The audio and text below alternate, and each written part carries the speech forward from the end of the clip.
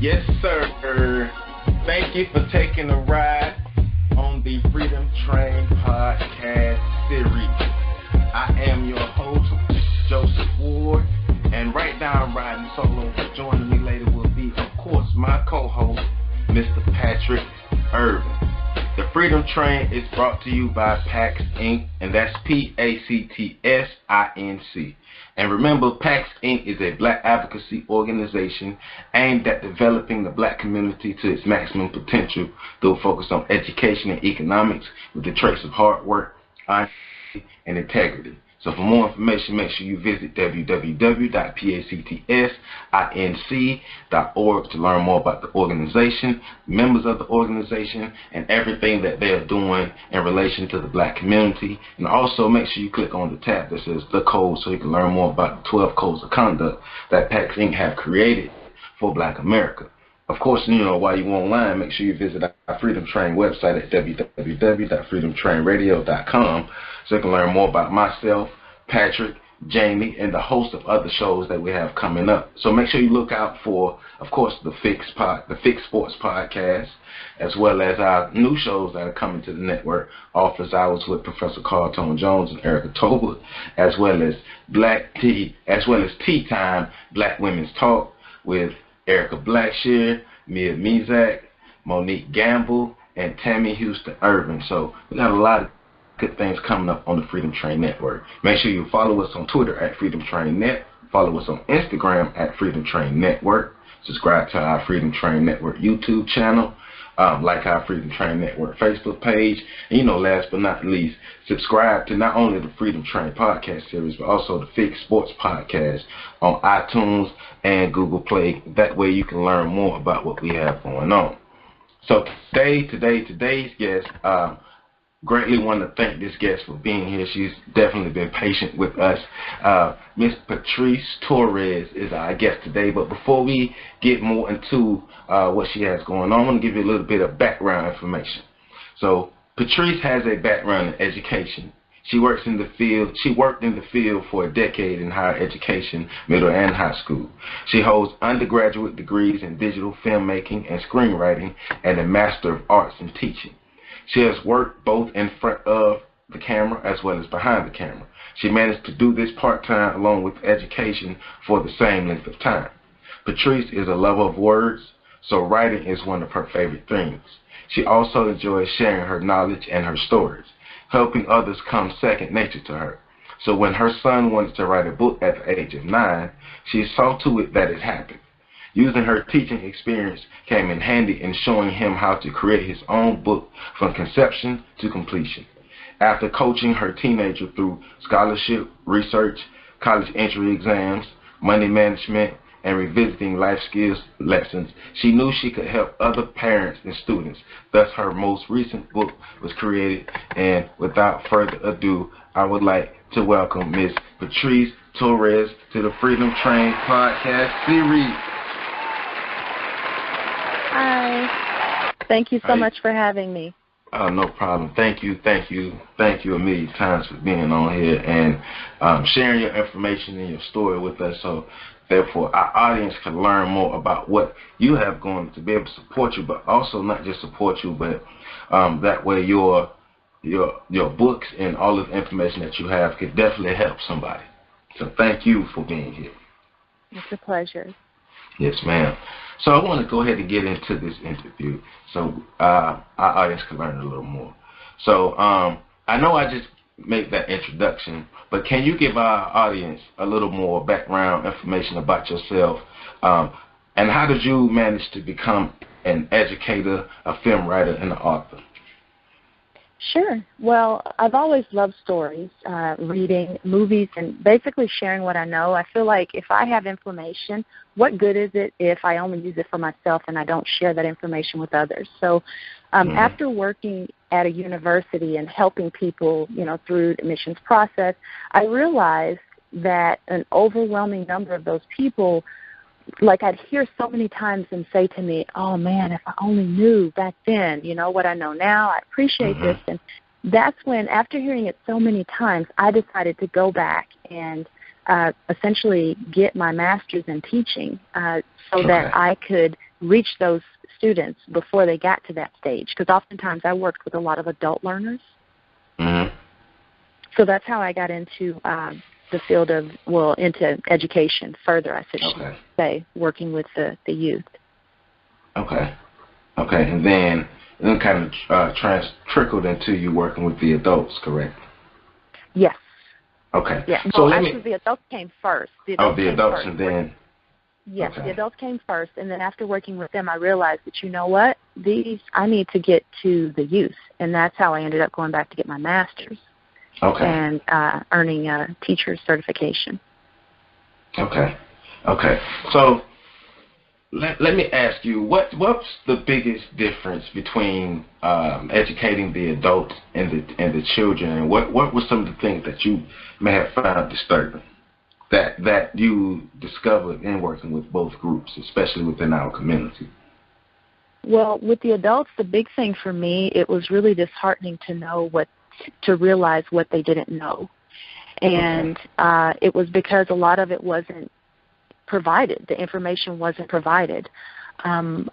Oftentimes, I think that, they weren't prepared, even some of them. And I know that there's, a lot of times when I was working at the university, you're working with people wonderful people, but they hadn't had, a lot of practice in school. And when they were in school, so many of them said, it wasn't such a good experience. I was young and I didn't know. And there were so many things that they missed out on because they weren't educated.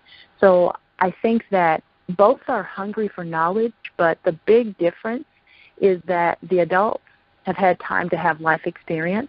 And so for them, that knowledge, they're more thirsty sometimes. Not always, because you do have some youth that are pretty thirsty for knowledge, but a lot of times the adults are more thirsty for it.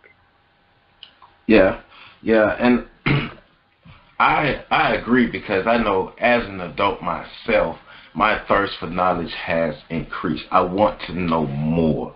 I have so many why questions, because it seems like, as adults, when children are small and they're asking those questions, well, why is this, why is that, why is this, why is that?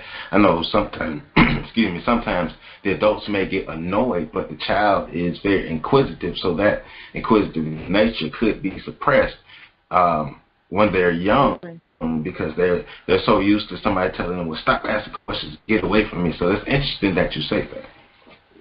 Absolutely. Okay. I think that's what we do. We discourage that because we feel as though it is annoying and it's a waste of our time. Why are they asking this question? Oh, my gosh, why? When really we need to be encouraging that and say, you know what, keep asking questions. Right. Okay, so one more question I have as far as the education realm. So, what are some of the biggest issues that you have noticed What's up? I got a question. Uh-oh. Patrick is on the line. What's up, Patrick? I was fighting with the mute button. Go ahead. I think you won. Yeah. I know, right? I was like, wait, stop, wait, be quiet, Joe, stop. So I have a question though. So you guys were talking about the inquisitive nature of children, and I was wondering, when it comes to that, like, what do you think? Should we be directly answering their questions, or should we be encouraging them to research and find their own answers to their questions? I think it should be a combination of both, honestly. I mean, I think that sometimes, to be honest with you, my son will ask questions that sometimes I don't know the answer to. So, you know what I do? I go online and I look it up, because I would hate to tell him the wrong thing. So I go online and I look it up and I say, if I know the answer, I'll tell him. If I don't, I say, you know what? Let's look it up. So you have to show him. So we can't just say, go look it up. You got to show him. Sometimes I think that we forget to do that. We always say, go do this, go do that, but we haven't modeled that behavior, and I think that's really key, is to encouraging them, absolutely, but also modeling it and showing them and not being afraid to show them not necessarily a weakness, but a vulnerability, I guess, in that, we don't know everything. Yeah. But we know how to get it. No, but I agree, because it's very shocking and depressing when you find out that your parents don't know everything. Mhm. And then as you get older, when you find out how much they don't know, it's like, oh, okay, wow. So I do like your approach to that. All right. So the question I was asking was about some of the biggest issues that you've noticed. So you say you work with black youth, black children. So can you tell us about some of the biggest issues that you've noticed that black children face when it comes to education and just children just trying to thrive? And what are some, in your opinion, what are some of the best ways that we can help those children to thrive? Well, I think the biggest overall is a lack of expectation and self-efficacy. I mean, that's huge. I don't think we expect enough from our kids. I don't think that educators expect enough from our kids. And that poses a problem, because what happens is our kids are going to rise to whatever level of expectation we set for them. And if we set the bar low, then that's where they're going to be. And we're going to be wondering, okay, why don't they know more? Why aren't they learning more, excelling? Well, look where we set the bar. And I think that is a big problem. And I don't know if it's that it's more inner city or what. It's just we don't have the expectations that we should. And I think that some of the ways that we can combat that is to seek resources. You've got to tell your kids also that you're proud of them. You got to reassure them that they can do it. You know, right. If you don't, they're not going to think that they can do it, because we don't know what they're hearing at the school. True. We don't know if the teachers are telling them, don't worry about that, little Johnny, don't worry about that. That's older than what you are, and, you'll get to that at some point, instead of encouraging that. And oftentimes when we do that, it sets the kids back, and it happens way too often. I know that we talk a lot of times about, as a society, we're always talking about education, there being a lack of funding. And, sometimes that's the case, but, sometimes it could be mismanagement. It could be a lot of things. But generally, the biggest thing that I see is that we don't expect enough from our kids, and we don't tell them that they can be anything that they want to be. Right. Yeah. Now. Yes. Yes. Oh, go ahead, Pat. Yeah. Ain't that what the girls say nowadays? Yes. Yeah, you're on that one. There you go. Yeah. Well, whatever it is, I just bunny ears, girl note. Yes. Not, but that's because we talk. Yeah, because I believe in expectations, and I'm, like when you look, like you said, you look around, you see the world, and you see kids that are living up to the expectations that people have of them, and then you realize that people don't have any expectations of them, and that's what they're living up to. That was a very powerful point you just made. I just wanted to make sure that we didn't just gloss over that and jump into the next part of the conversation. No, I want you guys, if you're listening to this, rewind that section back and listen to what she just said again. We're not going to wait because you're rewinding it, but definitely rewind. But also, I want to... One quick thing. Go ahead. In that, when I talk about seeking resources, sometimes the school's they don't necessarily know. I mean, they do have some resources, but as parents, we can seek out our own resources. We've got so much information at the touch of our hands.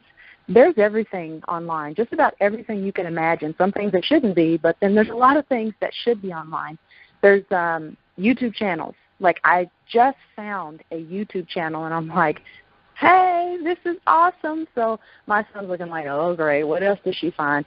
But there's so many different types of things that you can find online. YouTube, how to do this. There's, math, science, literature. There's all kinds of things. There's tutorial services. Some are free, some are not, but those are things. And the parents, it's so important that you become an advocate for your child. Yes. Communicate with the teachers. It's important, because if you don't, they're just going to go through, and you're not going to know what they know. So that's how we can also help to set that expectation. But you also said one thing too, is you don't know what your child is being told at school, whether it's by the teachers or by other students. So how do you and I know conversations, but I was a child, and I know sometimes I would tell my mom what I wanted her to know. So as someone like me who's going to be a parent, and for parents now, how do you get that information out of your child? Like if your child is really having issues at school, how do you get to a point to where your child is not afraid to open up to you and tell you what's going on at school, whether it's good or bad? Well, you need to become an actor. And what I mean by that is you've got to put on a face, because sometimes you're going to hear things that you do not want to hear. Like for example, with my son, I ask him often, actually every day when I pick him up, how was school? The same. Okay. I keep rewording that question until I get what I'm looking for. And sometimes there's nothing, but you have to keep asking. You have to definitely keep asking. And then you need to be in contact with the teachers. I email the teachers. And I go in before, the school starts. Like if there's a Meet Your Teachers night, I'm there. I want to talk to all the teachers. They need to see my face, and they need to know that that little boy belongs to me. And because of that, you're going to see my face. You're going to hear me. I'm going to expect you to reach out to me. But I also tell them this. We're a team. What you do affects my child. And because he is the most important thing right now, we need to make sure that we're teaming together to make sure he gets what he needs. What you need from me, you need to let me know. And what I need from you, I'm going to let you know. So we've got to be upfront like that, but we also need to be open to hear what the kids have to say, even what the teachers say, not necessarily believing everything from both sides, because like you said, kids sometimes will say what they want to, what you want to hear, but then I wouldn't always say that, teachers are always forthcoming either. Right. So you have to talk to your kids, and you've got to keep a straight face. You can't get upset when you hear something that you don't want to hear, because then they become afraid and they're like, oh God, she's gonna embarrass me in front of the school. And so you gotta just maintain this level of calmness and let them tell you. Now you could be screaming inside at what you hear, and you may need to take actions, but you keep your emotions at bay, so that your student knows that it's safe to come and talk to you. Okay. Right. Now, see, and one of the things I like that you pointed out in dealing with a lot of my kids' teachers, we've definitely found out that your children will definitely tell you things that they think you want to hear, but teachers are in that same boat sometimes, most times from my experience. Well, they'll tell you what they think you want to hear as a parent, even if they have something that's not necessarily positive to say about your child. They'll try to sandwich it between some other things and slide it in there instead of just giving you the real. I want to ask you something real quick about something that you did mention about being an actor, which is funny because I often think about parenting in terms of manipulation, like, playing the long game, playing the long con, in terms of getting my kids to believe this or believe that. So I grew up constantly being reminded that my mom was not my friend, and that I agree with that to an extent. But with my children, what I've tried to do is, okay, I'm not your friend because you're never going to be able to talk to me the same way you talk to those little kids running around your school. But I can be friendly with you.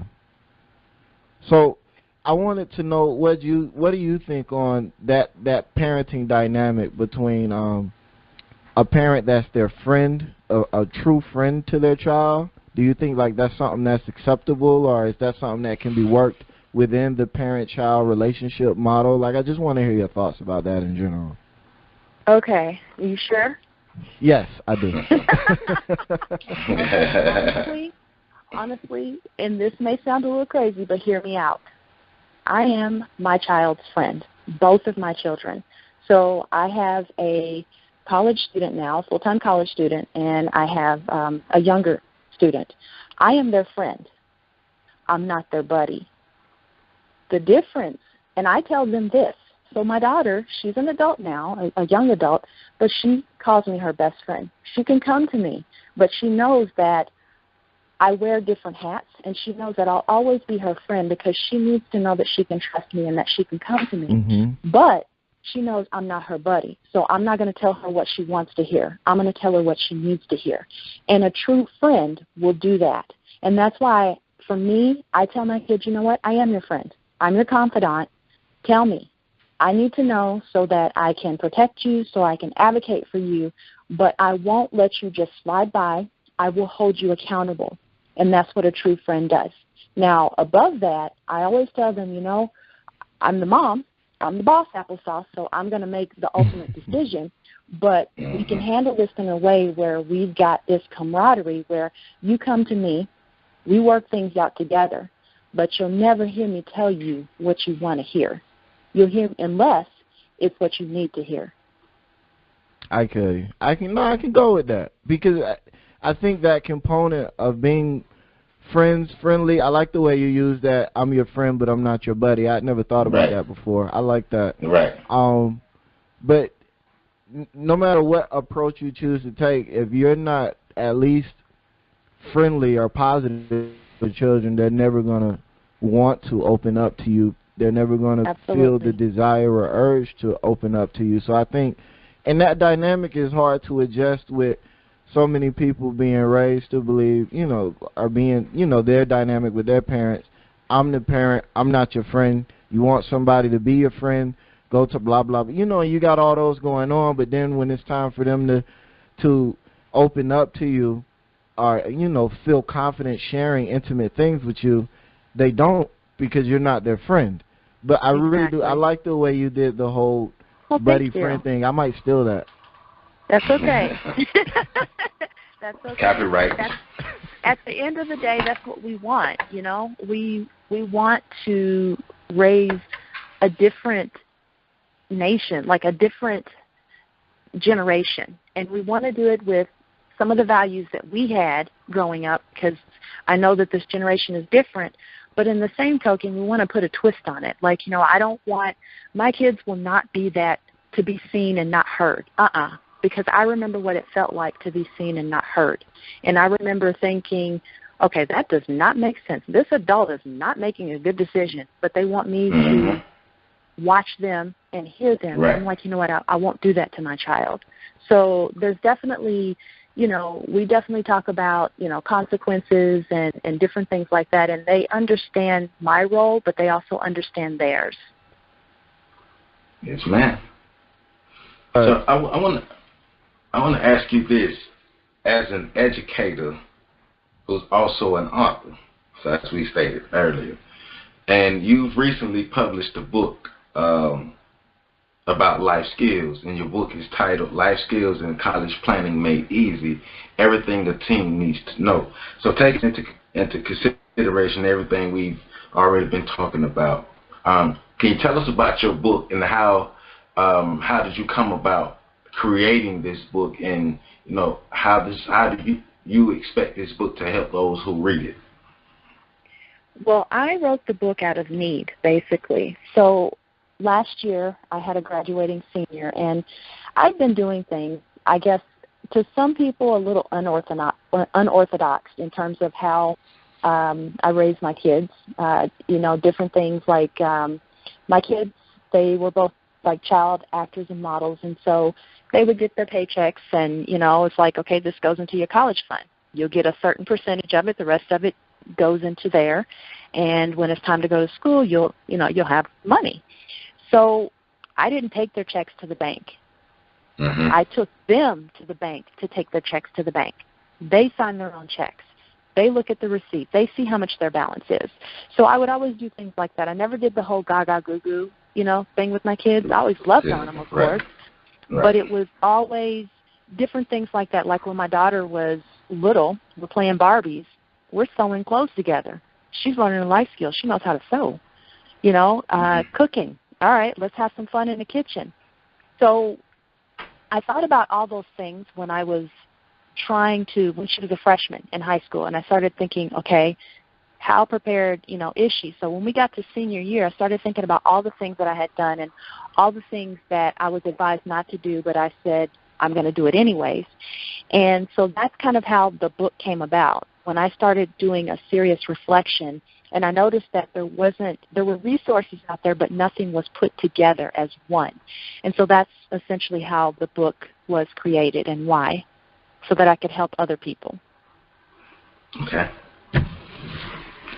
Now, I one of the things I also do in my time is I'm a life skills trainer. I get into life skills, so I understand the importance of life skills. And one of the reasons why I got into it is because life skills help me get to the next level. So, I mean, why do you think so many of our youth, especially our black youth, lack life skills? Because they're not being taught. It goes back to that whole expectation thing. We're thinking, and you know what happens? You can't always fault the parents. You can't. What happens is life. Life happens, and we get out here and we get so busy and we say, okay, next week, we're going to do this, and the next week comes and you don't do it. And the thing is, we forget about those little things that we need to be showing our kids. We forget that we need to show them how to balance a checkbook. We forget that we need to talk to them about balancing their, managing their money. What happens when you were little? Did you, what did Mama say? Mama always said, that money's burning a hole in your pocket. Did we talk to our kids about how to keep the money in our pocket and having those conversations where we go out and we weigh the pros and the cons as to whether or not they should buy things like that?